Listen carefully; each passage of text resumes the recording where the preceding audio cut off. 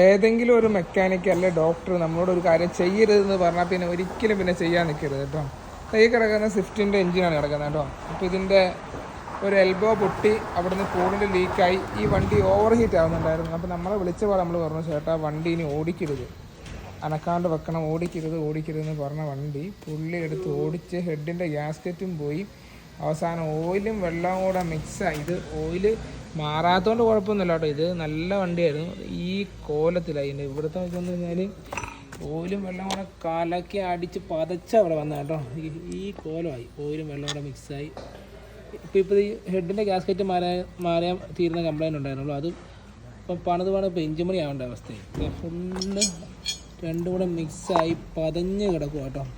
അപ്പോൾ ഒരാൾ നിങ്ങൾ ചെയ്തതെന്ന് പറഞ്ഞാൽ പിന്നെ ചെയ്യാൻ നിൽക്കരുത്. ഈ വണ്ടി കേസിൻ്റെ കേസിൽ പിന്നെ ഒരു വർത്തമാനം ഉണ്ടാകും, ഇങ്ങനെ ആയിരിക്കും. ഇപ്പം ചെറിയ പൈസ തീരുന്ന പരിപാടി ഇത്രയോ സാധനങ്ങൾ ഫിൽട്ടറാണ് കണ്ടിരിക്കുന്നത്, എല്ലാം നശിച്ച് നാരായണക്കല്ല് പിടിച്ചിട്ടോ.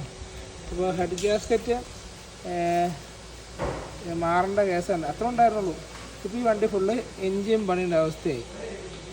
അപ്പം എന്താ പറയുക, ശ്രദ്ധിക്കുക. ഹീറ്റ് ആവുന്നുണ്ട് പിന്നെ ഓടിക്കാൻ നിൽക്കരുത്. ഏത് വണ്ടിയാണ് ഹീറ്റ് ആവുന്നുണ്ട് പിന്നെ ഇപ്പോൾ റിസ്ക് എടുക്കാൻ നിൽക്കരുത്. എവിടെയെങ്കിലും ഒതുക്കി ഏതെങ്കിലും മെക്കാനിക്കിനെ കാണിക്കുക, എന്തുകൊണ്ടാണ് ഹീറ്റ് ആവുന്നത് നോക്കുക. അതിന് ശേഷം ആ കംപ്ലയിൻറ്റ് തീർത്ത ശേഷം മാത്രം വണ്ടി ഓടിക്കാൻ നോക്കുക കേട്ടോ.